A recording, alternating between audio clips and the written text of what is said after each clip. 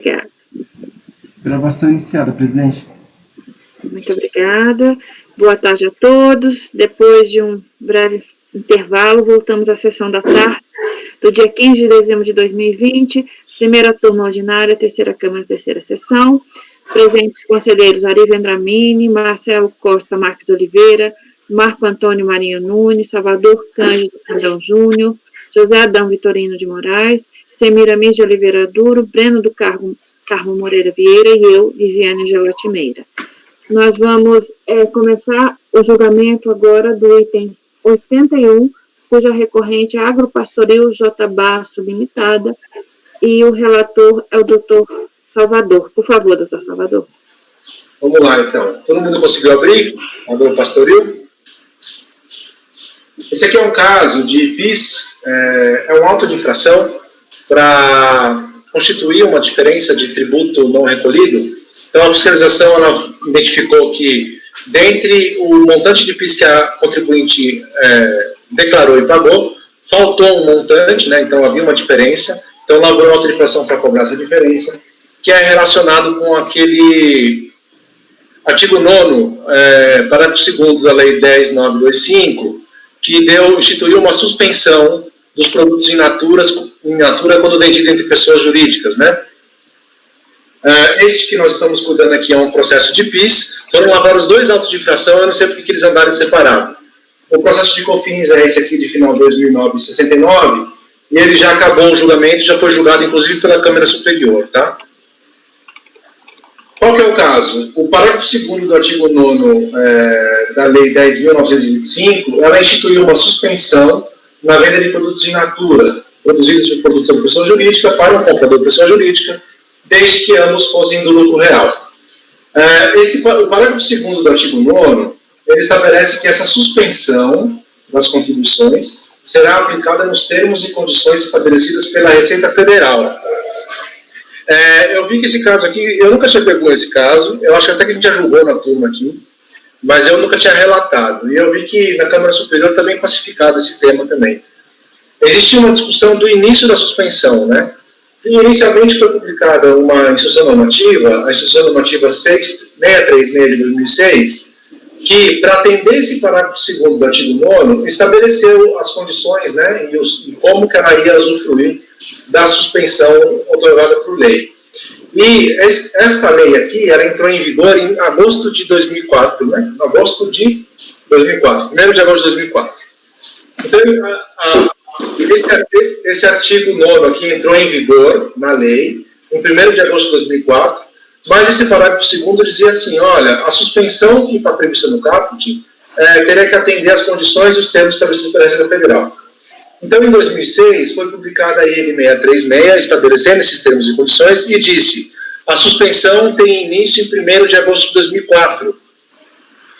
Tá? E depois veio, alguns meses depois, veio a IN 660 de 2006, revogando a IN 636, para também tratar dos mesmos termos e condições da suspensão, e dizendo, olha, a suspensão vai ter início quando entrou em vigor a IN 636.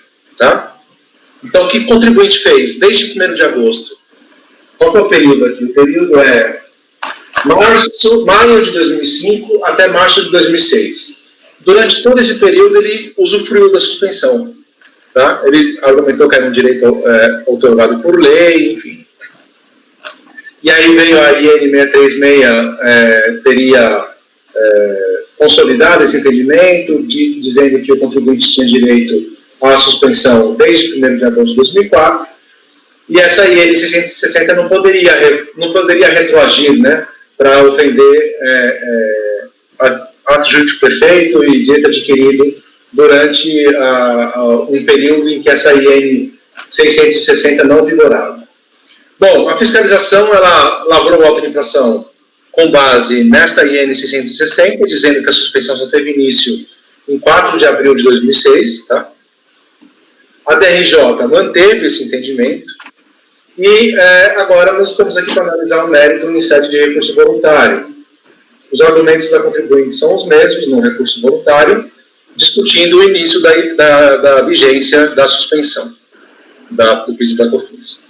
Eu posso prosseguir no mérito? Alguém tem algum comentário? Pode prosseguir. Tá? O processo de COFINS, como eu adiantei, já foi encerrado, a Câmara Superior já deu provimento ao contribuinte, e eu seguirei aqui na mesma linha de raciocínio. Tá? O recurso voluntário é tempestivo e atende os requisitos da legislação. Passando a análise no mérito. Os pontos controvertidos são em relação à determinação do início da vigência da suspensão do PIS da COFINS nas operações de venda discriminadas no artigo 9º da Lei 10.925 de 2004. O qual possui a seguinte redação. Então, está aqui a redação do artigo 9º, a redação do parágrafo 2º dizendo, a suspensão de que trata esse artigo aplicar-se-á nos termos e condições estabelecidos pela Secretaria da Receita Federal. O artigo 17 da mesma lei disse que esse artigo 9º teria início a vigência no dia 1º de agosto de 2004. Tá? Fato reconhecido pela IN 636, que versava sobre esses termos e condições para a aplicação da suspensão, e que previa em seu artigo 5º que a suspensão teria início em 1º de agosto de 2004. A fiscalização, por sua vez, entende que o início da suspensão estava condicionada à previsão, ela fala de norma limitada, né? Norma condicionada, enfim, estava condicionada à previsão dos termos e condições que a Secretaria da Receita Federal deveria publicar. Referidas condições, segundo a Receita Federal, apenas foram instituídas, dispostas pela IN 636, assim, apenas com a sua vigência, ou seja, 4 de abril de 2006, a suspensão teria início, como reconhecido pela própria IN 660.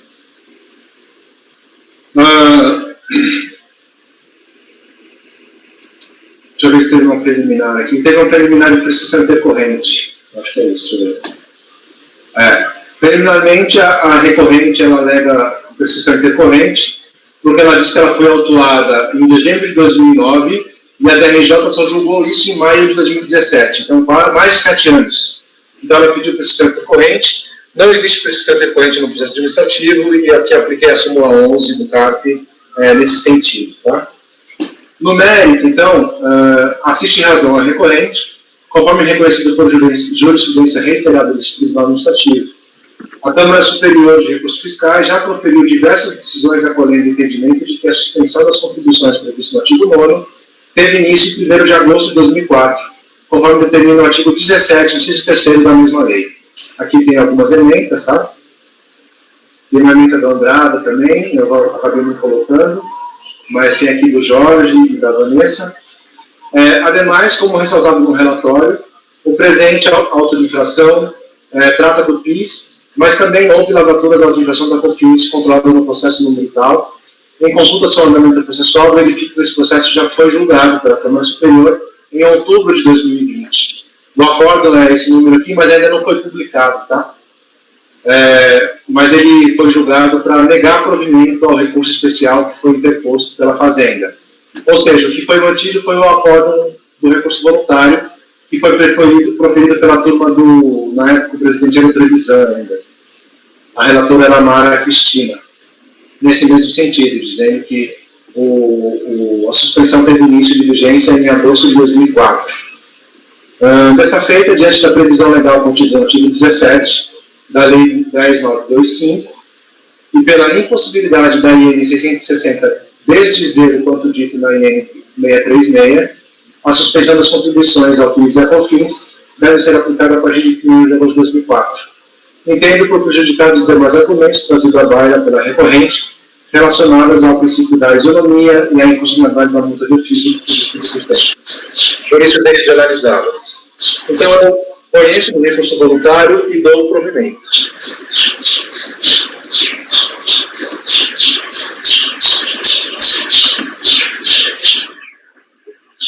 Aqui não tem esses animaizinhos todos. Podemos votar? Sim. Então,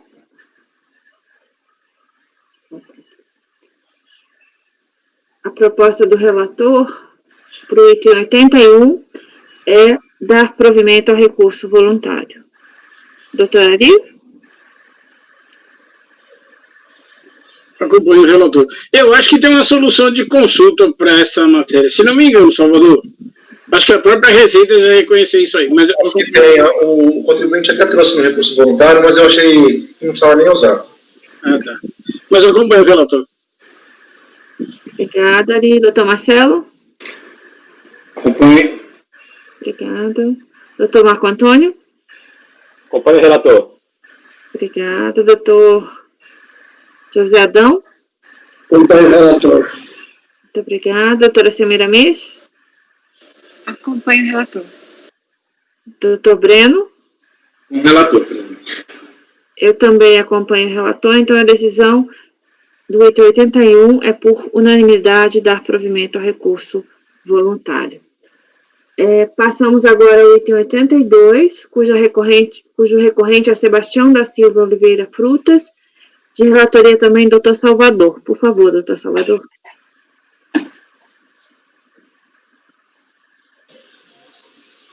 Bom, vamos lá. Esse aqui é um caso de discussão da tese de 10 anos, né, de 5 mais 5 para a repetição do indébito.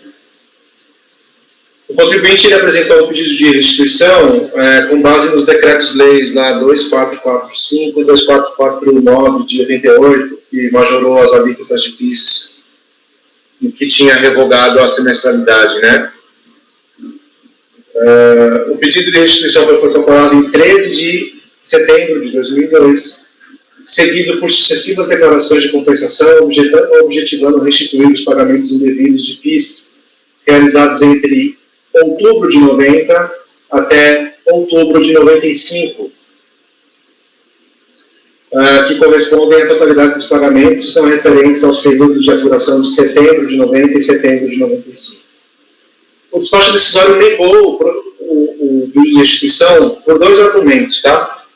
O primeiro argumento foi o prazo de 5 anos, no sentido de que o artigo 165 do CPN prevê o prazo de 5 anos para a restituição de indébito. E o segundo argumento é que o cálculo não pode ser pela semestralidade, deveria ser pelo fato gerador, né, pelo mês do faturamento, conforme essa lei 7.691/88. Saliente-se que o despacho decisório foi proferido em 21 de 8 de 2008, com notificação em... 22 de 8 de 2004, né? Com notificação em 28 de 8 de 2004. Com isso, o próprio despacho decisório reconheceu que todas as declarações de compensação apresentadas antes de 28 de 8 de 2004 estavam homologadas. Então, como eu tinha dito no início, ele fez o pedido de restituição e vinculou a esse pedido várias compensações. Acho que o José Adão caiu, hein?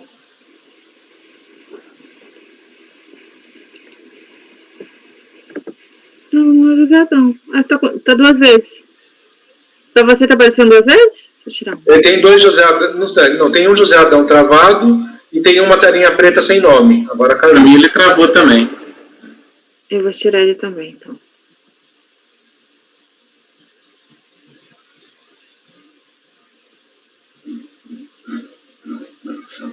Vamos aguardar um pouquinho. O Marcão tá parecendo aqueles locutor de futebol da década de... Tá parecendo o Galvão ali, cara. 94. Pois é, exatamente. José Adão? Construção aqui aí, para evitar o barulho todo. Ô, José Adão. Alô, tá me ouvindo? Sim. Tá me ouvindo? Tá? Sim. Está nos ouvindo? Eu tô no celular aqui, porque a minha energia aqui desapareceu. Você acompanhou até que parte? Não, essa é a tese dos 5 mais 5, não é? É. Não, vamos em frente, isso aí é súmula, ou repetitivo, isso aí não tem problema. Tá bom. Pode tocar o barco. Então, como eu tinha dito no começo, ele fez várias compensações vinculadas ao mesmo pedido de restituição. Então, todas as compensações, como o despacho decisório foi notificado apenas em agosto de 2004, todas as compensações que tinham mais de 5 anos, ou seja, apresentadas até agosto de 99, né? Ele jogou como homologação tácita. E as demais ele não teve aqui na discussão. É isso? 2008 mesmo. É agosto de 2008 e notificação em 28 de agosto de 2008. Então, tudo que ele apresentou antes de agosto de 2003, é isso mesmo, estava já com homologação tácita, sobrevivendo os demais, tá? E foi negado por conta da tese de que o prazo prescricional para a restituição de débito era de 5 anos do pagamento indevido. Eu posso passar o voto? Me parece que é bem tranquila a matéria, né? Sim, por favor. Então tá. Então a discussão é essa em relação à semestralidade e em relação ao prazo prescricional, tá? Quanto ao argumento 2 da semestralidade, isso já foi afastado pela própria DRJ, por reconhecer, com base na súmula 15 do CARF, e a jurisprudência reiterada do STJ, que a semestralidade apenas foi revogada com a medida provisória 1212 de 98, devendo-se observar ainda a anterior nonagesimal. Com isso, até o mês de fevereiro de 96, deve ser aplicada ainda a Lei Complementar 7 de 70 pela semestralidade, isso já foi decidido pela DRJ. Tá?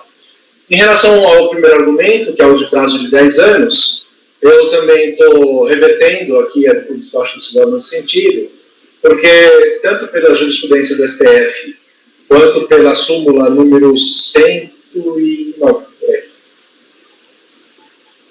Pela súmula. Enfim, acho que eu acabei nem colocando aqui. Súmula 91, né? É verdade, teve uma decisão judicial. Quanto ao argumento número 1, em que pesa a existência da súmula CARF número 91, o próprio contribuinte ingressou no Poder Judiciário pedindo o prazo de 10 anos. Então, a discussão dessa matéria foi apresentada ao crivo do Poder Judiciário, devendo repercutir o resultado do julgamento da esfera administrativa. Trata-se da ação judicial número tal, que tramitou na 11ª Vara da Decisão Judiciária de São Paulo. Aqui eu coloquei o andamento, tá?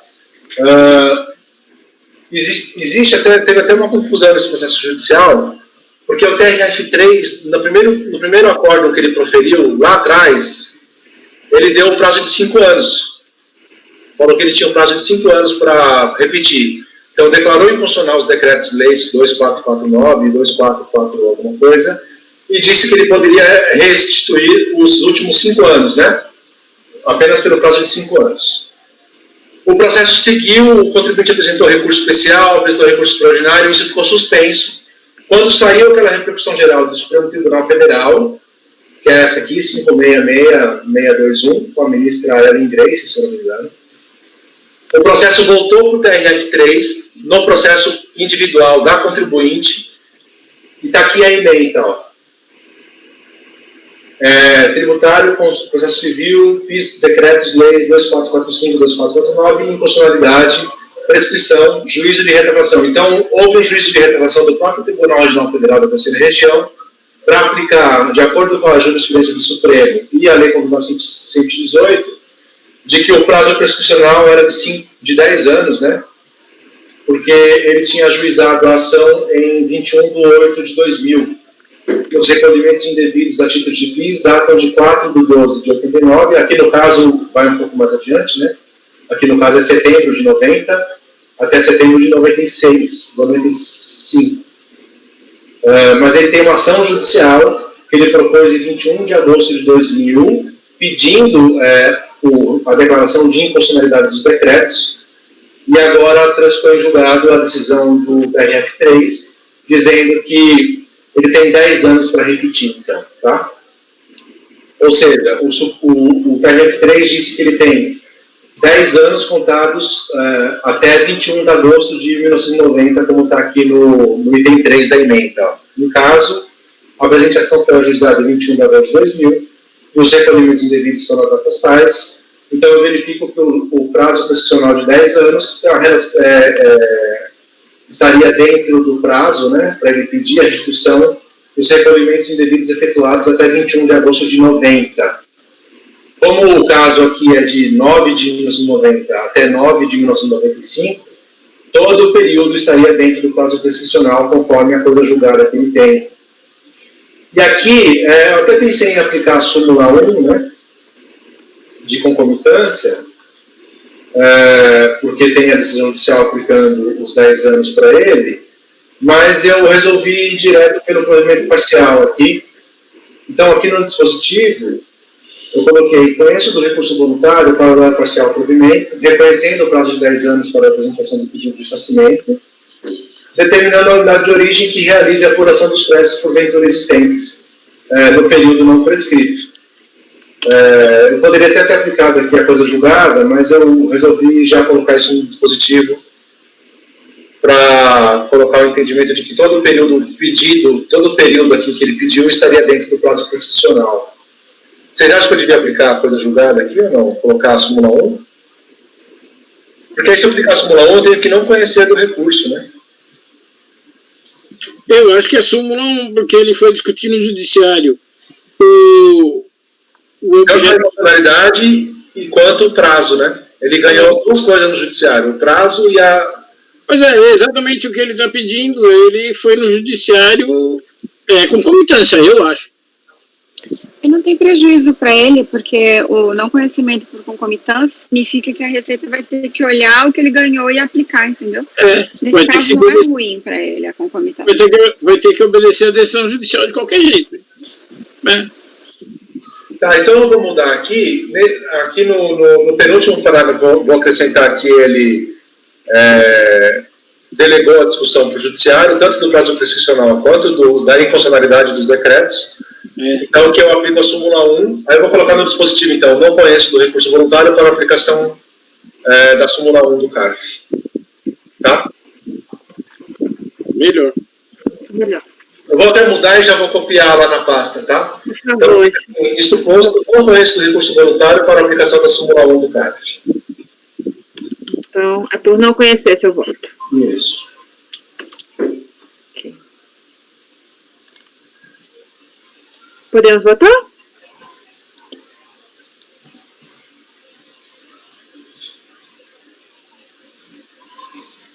Então, nós estamos no item 82, vamos passar a votação. A proposta do relator é não conhecer do recurso voluntário. Doutor Ari?